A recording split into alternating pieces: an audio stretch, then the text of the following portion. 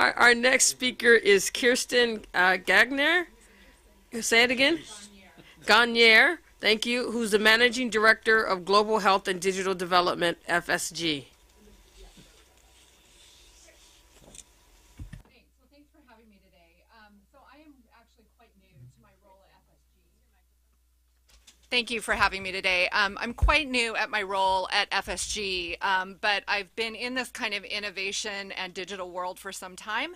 And my previous position, I managed a large public-private partnership that used digital technology that I'll talk a little bit about. But the theme that has been kind of on my mind, and a lot of the conversations I've been having as I've been ramping up in my role at FSG, is around global health systems innovation. And how do we innovate the actual system of global health?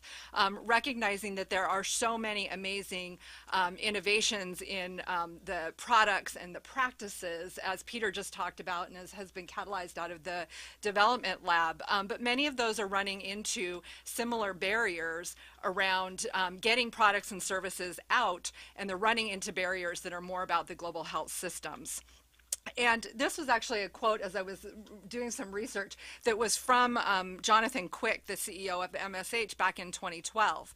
And I think that this is a concept that's been talked about for some time, but as we're here to discuss today, Peter mentioned, and I'll just talk a little bit in a moment, there's a set of kind of converging elements in our ecosystem right now that I think makes us ripe to be able to move forward with more global health system innovation.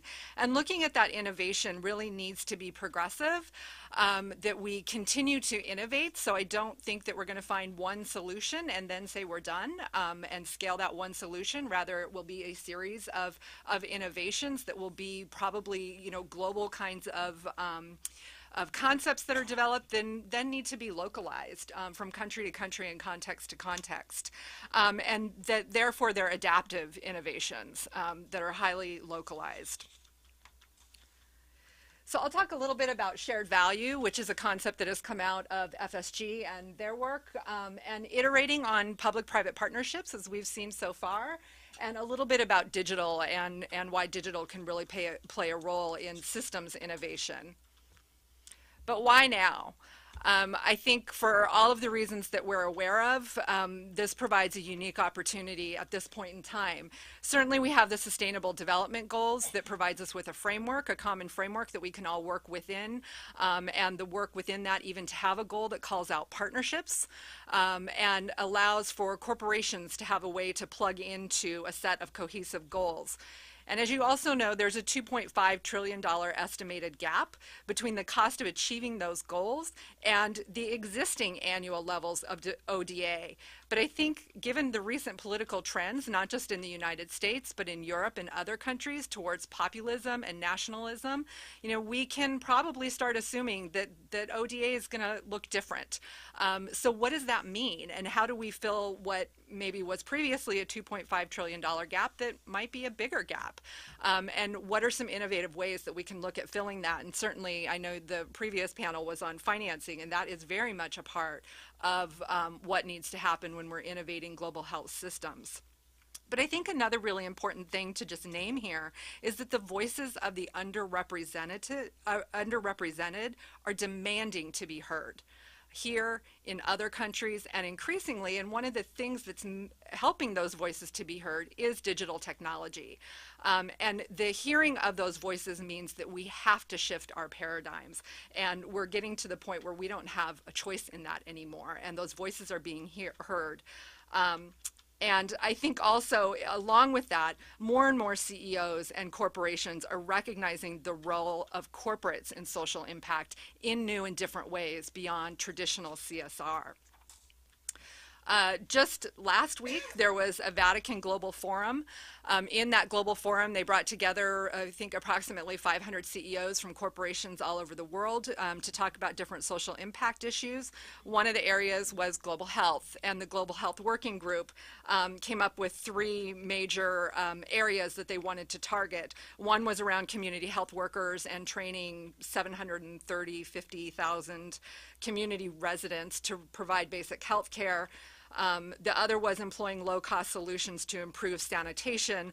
But the one that caught my attention was around building sustainable and resilient local healthcare systems. And the fact that this came out of a corporate sector conversation, I thought was important. And looking at the private sector contributions to global health need to be beyond distribution of drugs and vaccines, but to create the actual systems for delivery that can thrive locally and are sustainable. And part of what that means is corporations bringing financing, logistics, technology, communications, and infrastructure to the table to build a surge capacity system. And I think, and I'll talk a little bit also, that if we can build these systems in during day-to-day health delivery, they can then be called upon during a health crisis, which I think you'll be able to speak to as well. So one of the tools that, again, has been around for some time and has come out of Michael Porter and Michael Porter's work at Harvard, and is part of what FSG has been built on, is the idea of shared value. And I think the really critical part of shared value that I want to emphasize here is that it goes beyond traditional CSR in that it aligns a company's business objectives with the social impact initiative that needs to happen, and making a business case for breaking down some of the social barriers that prohibit them from being able to get deeper into the markets that they want to get into. And one of the reasons that this can be helpful and sustainable is because when it aligns with the overall business practice, it's then not a separate unit within a company, and it becomes a part of the business itself versus a separate CSR initiative that tends to be the first to be cut when there are cuts, which there often are. And I recognize also that with Gisela and Vaz in the room, that both of their companies, Novartis and GE Healthcare, have really amazing and in-depth shared value initiatives that they're working on embedded in the companies to break down issues of global health systems delivery that prohibit their products and services to get to scale in markets around the country. So I just have a very simple example that I wanted to show just for illustrative purposes, but I really encourage that we kind of look more deeply, and Gisela and Vaz afterwards, if you want to make more comments about Novartis' shared access and the GE Healthcare, particularly in Kenya. And I think I mentioned earlier I had done some work previously with GE Healthcare in Nigeria and looking at getting ultrasounds out throughout the healthcare system. I think there's a lot to be learned there, and there are more in-depth case studies that can be studied, certainly through FSG and the Shared Value Initiative. But a very simple one was Nestle took a look at their Magi cubes that they had great distribution, but then they saw that 70% of the children under 3 and 57% of the women in India were anemic. They went out and spoke to many of the households that bought their products and found that spice was the thing that house after house after house utilized. So then they were able to engineer those spice cubes to have the nutrients that were required, and design that for scale and actually get that out and address both their market need to get out into the market, but also to be able to address some of the issues around anemia. But I think what's interesting about this too is that they partnered with the Drishti Foundation in India, which works with over 6,000 villages throughout the country. They're an on-the-ground partner who really understands the context of the population that they were trying to reach. And so I think part of shared value that's important is for companies to recognize, first of all, what are the social issues that constrain business, and why does it help their business to help solve those social issues, but that many companies lack experience in understanding and designing and measuring the social results, but there's a lot of organizations that are good at those things. And that's where the social sector really comes in, is how do you design programs, how do you deliver, and how do you measure the social impact? And then being able to co-create those solutions and invest and leverage the strengths of other organizations can really help fill those gaps. And I know that this has been happening for some time, and public-private partnerships have been all the rage.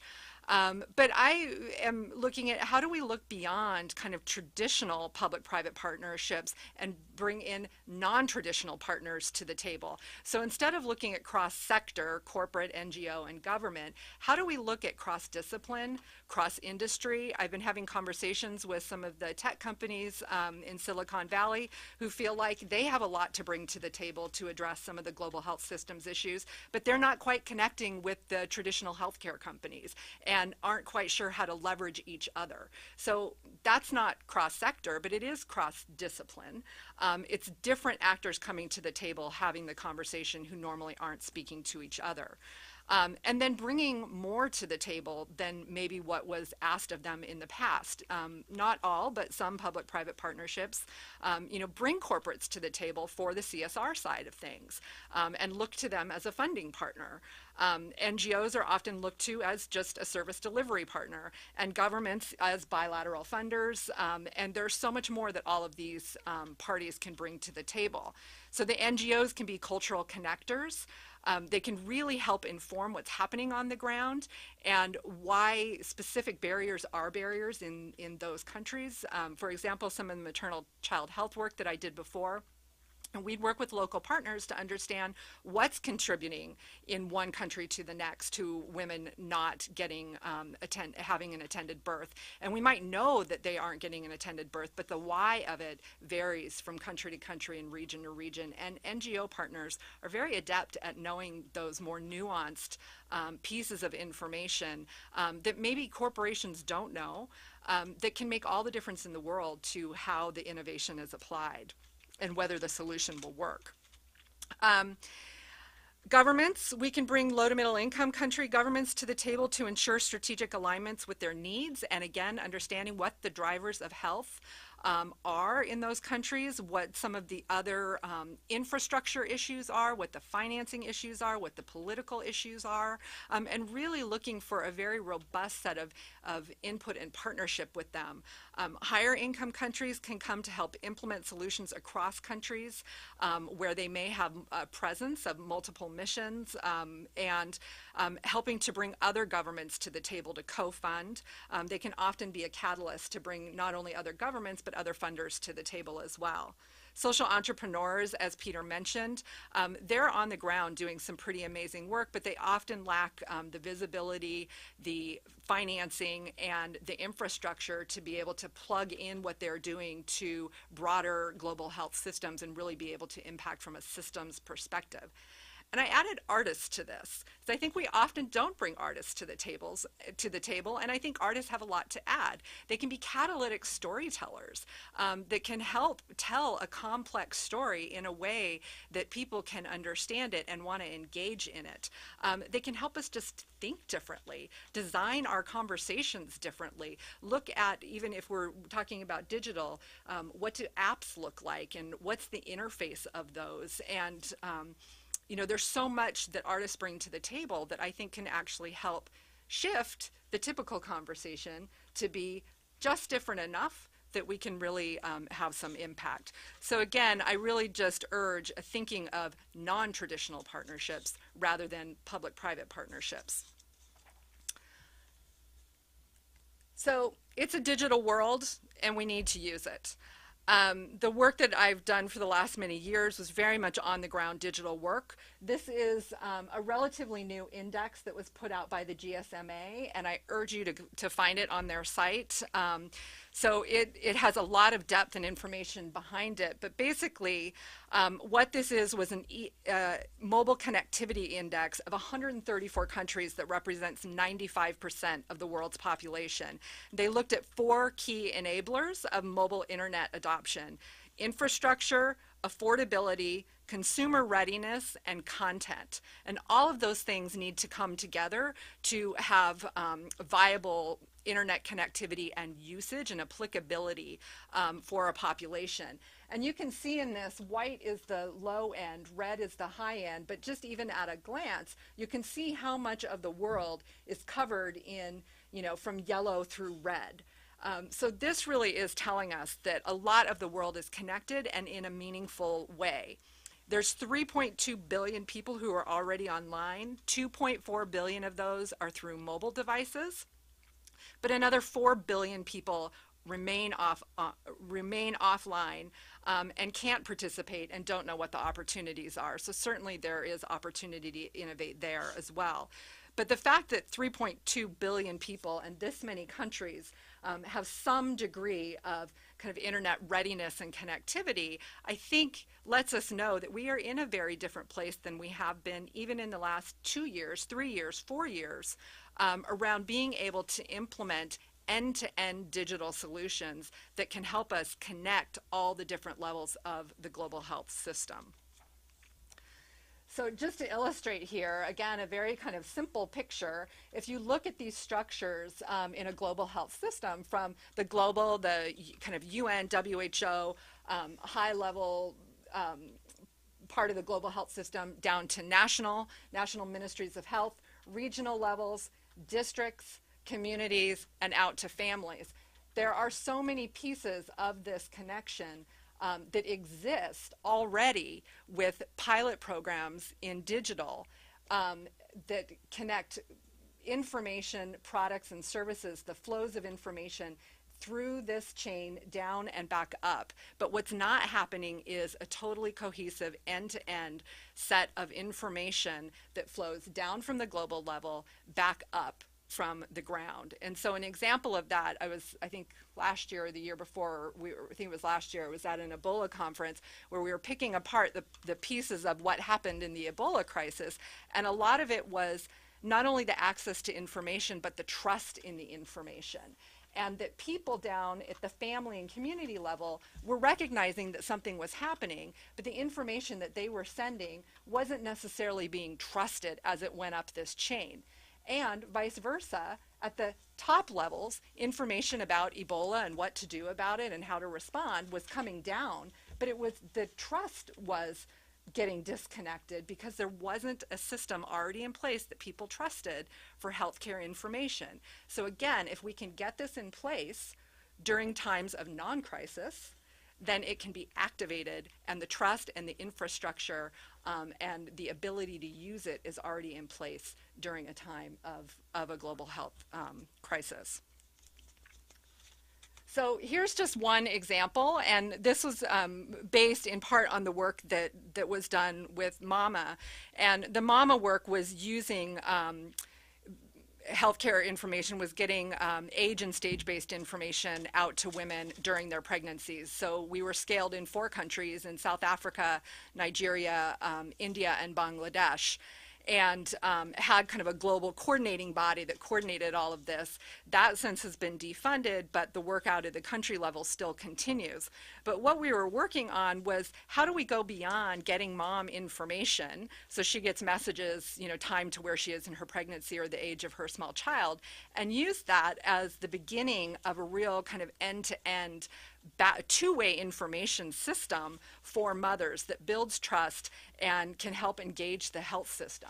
So this is just an example. Pieces of this do exist, and I would say South Africa is the closest to having all of these pieces together, and I've just heard that they're adding even more of these, which is fantastic. And the South Africa program was taken from the kind of global structure and integrated into the Ministry of Health, which I think is another really fantastic example of what needs to happen. So the mom, would get her content, would get her information. She would be told what's going on and when she needs to be seeking care and what to be looking out for.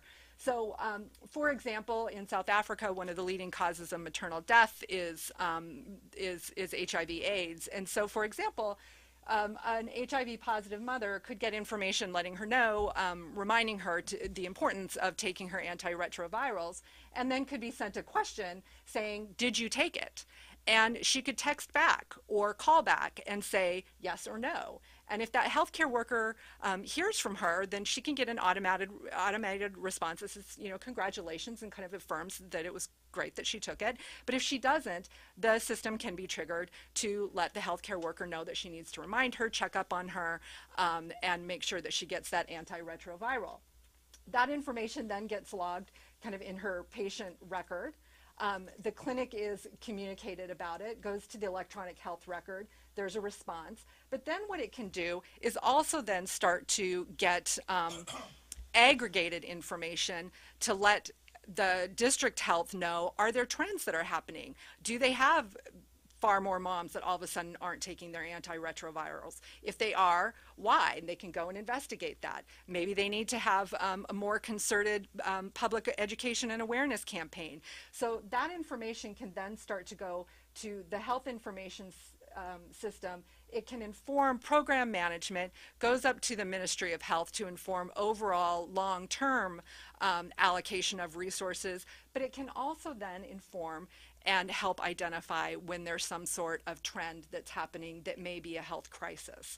So this is just, again, kind of a simple piece, and all of these pieces exist, and the technology exists.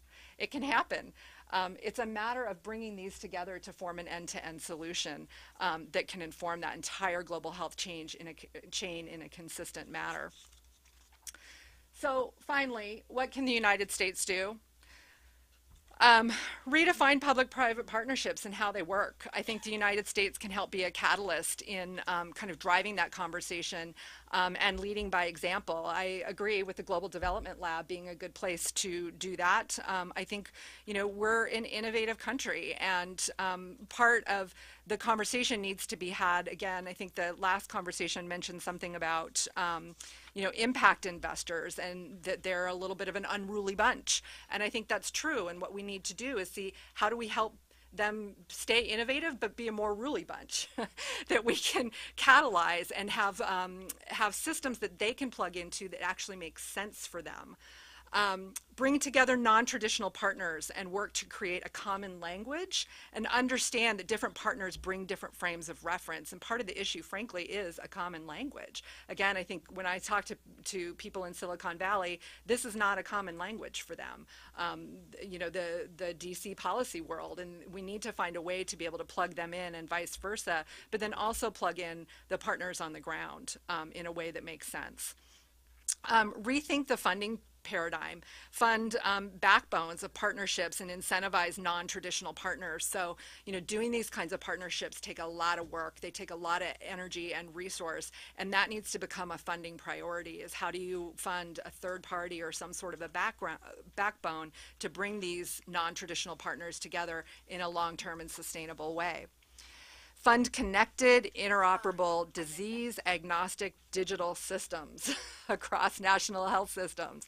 So a lot of these solutions are related to a specific disease. I've been in rooms where we've had conversations about mobile data collection for malaria elimination, you know, mobile information for maternal and child health, mobile vaccine systems, and they're all hitting up against a lot of the same systemic issues. So trying to be disease agnostic, we can come up with some of the frameworks of what it's going to take to have end-to-end digital solutions that can then be adapted and applied to the specific needs of some of the disease areas and the health conditions. But I think that's part of why we don't have the end-to-end solutions, is because each disease area, each health area is trying to solve for its specific issue, and they're all hitting a lot of the same problems. Use government structures like USAID missions, and I have worked with USAID missions, so I know it's not simple, but they have a huge footprint, and they have a direct line into the partners on the ground. And if we can find these interoperable solutions, let's get them scaled in the places where, and like UNICEF has, and many of the UN agencies, they've got, you know, global footprints with connection to local partners that are required to make the work happen. And invest in functional health systems that can be activated then during a health crisis. So that was my 15 minutes plus, I think, and I'll leave it at that. Thank you very much. We'll now move